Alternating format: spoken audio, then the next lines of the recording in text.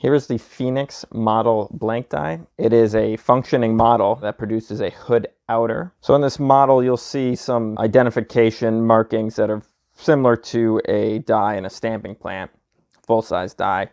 A lot of the times they'll call out the front of the die, help with die setting, make sure the die's facing the right orientation when it's put into the press, orientated to the coil and the coil feed system.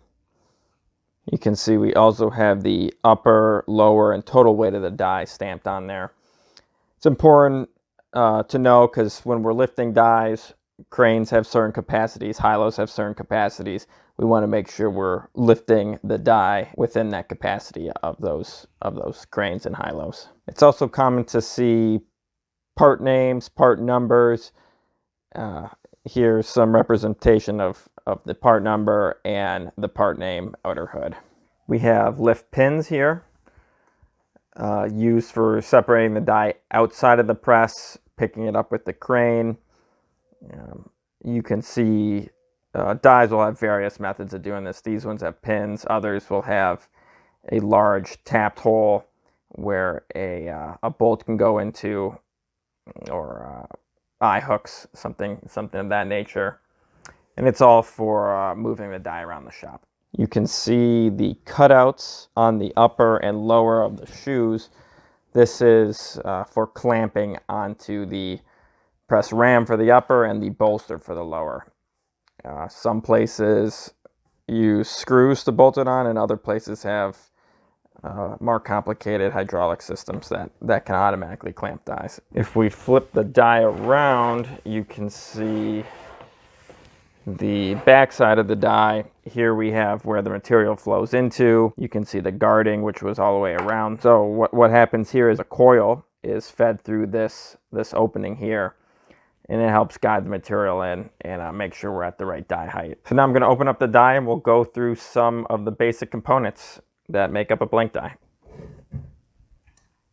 So let's dive in. Right here, these 4 posts coming out, guide posts, they work in conjunction with the lower guide bushings, which I'll show that in a minute. This aligns the upper shoe with the lower shoe while it's in the press. Next we have a stripper plate. That's this aluminum plate all the way around. Typically in automotive dies they're not aluminum, but in this model die it is. And you can see it's actually spring loaded in here. What this does is after the press cycles, the material wants to hang on to this trim punch right here, this steel shape around this inside. What happens is the spring back of the material sticks on this punch, and as it comes up, the spring pressure is released, stripping the material off of the upper punch. Next, you can see we have stripper spools. This just holds the stripper onto the die shoe, helps with guidance as well. Typical to see sock head cap screws in dies and dowels. Dowels for locating. You can see also in the stripper we have vent holes. Okay, so if this is just in case a seal is created underneath any of these moving parts, you'll see punches a lot of the time with vent holes as well. Prevents a air explosion while the press is running. So this inside part that I was talking about before is the trim punch. The material is actually blanked out at this very edge around here, around the whole perimeter of this steel component, and this cuts the shape that will eventually go into the draw die. These yellow brackets around the outside of the die are guarding, preventing fingers, foreign material from falling under any of these moving parts of a die. You can see they're not cutouts, they're actually cast into there, but they're kind of representative of what a cast die shoe would look like. Here we have a lower shoe, lower die assembly. We have our guide bushings here. This is where those guide posts enter to maintain upper shoe and lower shoe tolerances. Here we have our stop blocks.